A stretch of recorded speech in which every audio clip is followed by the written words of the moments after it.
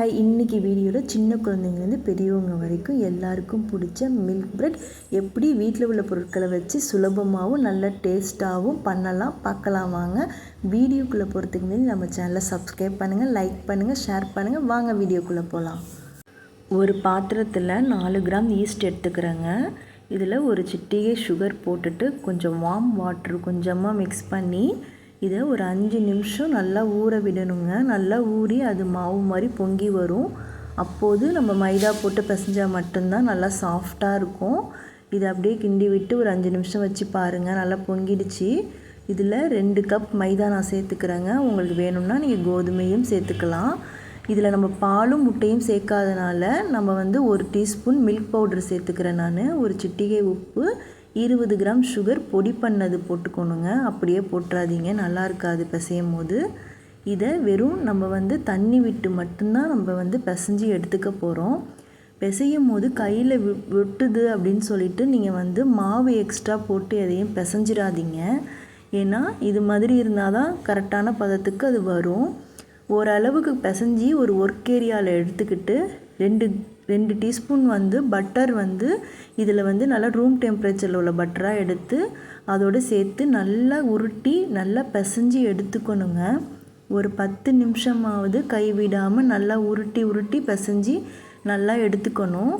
அது இழுக்கும் போது நல்லா சாஃப்டாக வரணும். அந்த அளவுக்கு நல்லா பார்த்து எடுத்துக்கணும். இதுதான் பக்குவம். இதை நல்லா உருட்டிட்டு கொஞ்சம் ஆயில் அப்ளை பண்ணிவிட்டு ஒரு 3/4 மணி நேரம் இல்லை அரை மணி நேரம் அப்படியே ஊற விட்டுடலாம் மூடி போட்டு. அது 2 மடங்காக நல்லா ஊறி மேலே வந்திருக்கும். பாருங்கள், 2 சைஸ் மாவு நல்லா ஊறி வந்திருக்குது. இதுதான் பதங்க. இப்படி இருந்தால் மட்டும்தான் ப்ரெட் நல்லா சாஃப்டாக வரும். இதை நான் 2 பங்காக பிரித்து எடுத்துக்கிறேங்க. என்கிட்ட உள்ள மோல்டு ரொம்ப சின்னது. அதனால் 2 இதில் நான் டின்னில் வச்சு பேக் பண்ண போகிறேன். அதனால் ஒரு பங்கை நான் உருட்டி இப்போ எடுத்துக்கிறேன்.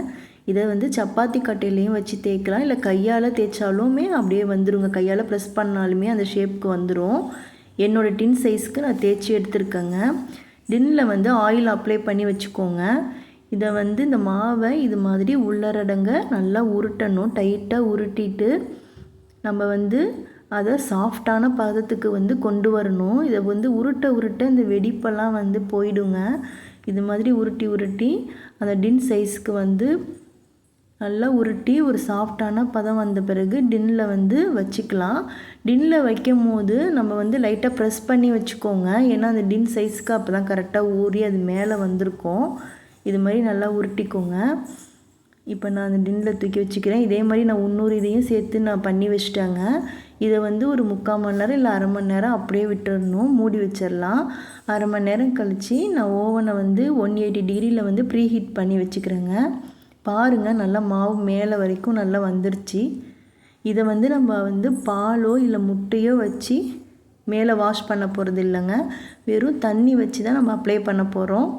வெறும் தண்ணி வச்சு நம்ம ப்ரஷ் பண்ணாலே அந்த மேலே நம்ம இந்த கோல்டன் கலர் நல்லா அழகாக வந்திருக்கோங்க. ஓவனில் நான் 30 நிமிஷம் பேக் பண்ணி எடுத்துக்கிறேங்க. பாருங்கள் எவ்வளோ சூப்பராக வந்திருக்குது, எவ்வளோ சாஃப்டாக இருக்குது பாருங்கள்.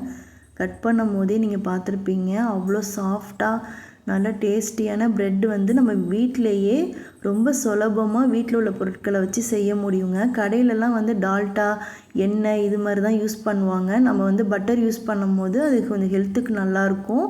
இதை கோதுமையில் பண்ணனா இன்னும் வயசானவங்களுக்குலாம் நம்ம நல்லா கொடுக்கலாம். நம்மளுக்கு பிடிச்சது ஹெல்த்தியாக பண்ணி சாப்பிடுங்க. அடுத்த வீடியோவில் பார்க்கலாம். பாய்.